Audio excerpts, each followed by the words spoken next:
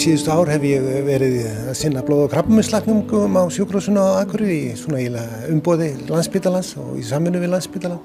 En í vaxandi mæli á undanförnum missurum verið að koma á stað þessari Akureyrarklíník sem staðsett á heima á Akureyri og samvinnuverkefni sjúkrahússins á Akureyri og Heilsustofnunar Norðurlands.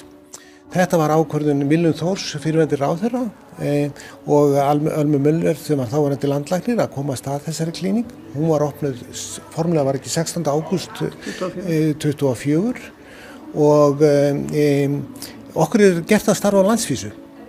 Þó við erum staðsettir fyrir norðan að þá erum við að vinna á landsvísu. Við flest viðtölun okkar fer fram í gegnum fjarfundabúnað því að flestir okkar sjúklingar eru bara á veikir til að ferðast langa vegalendir. Við höfum farið á nokkra staði á landinu til að sinna fólki og sjá fólk.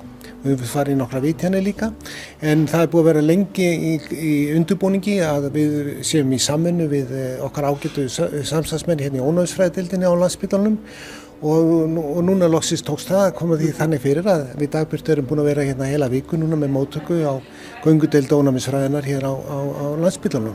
Við tökum á móti sjúklingur sem hafa tilvísun til okkar vegna gruns þreytukvilla, með sjúkdóm eða long COVID fyrst og fremst. Margir eiga langa sögu og svo beint til okkar til greiningar. Aðrir hafa kannski verið að kljást við vandamál sem eftirstöðu var af COVID og koma þá með kannski ekki jafn margra ára veikindi.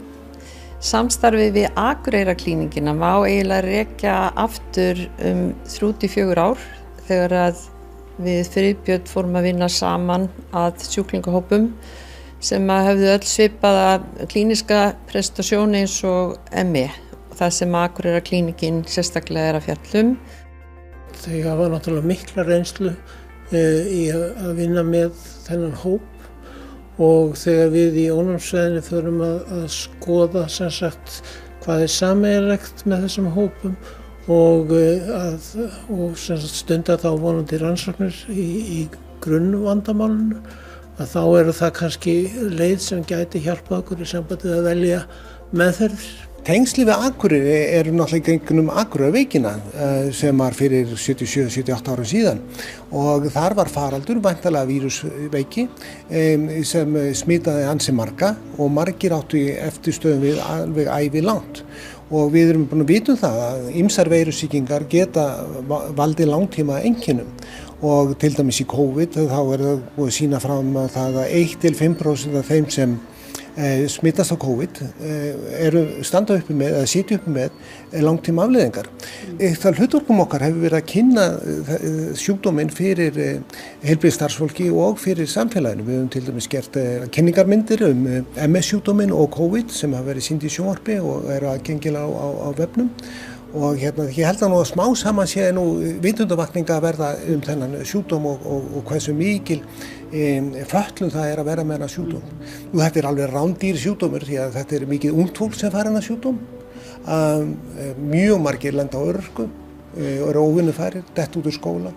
Fólk er mjög þakklátt og finnst það kannski í fyrsta skipti í langan tíma eða bara í fyrsta skipti tala við einhvern sem að skilur hvað er að ræða.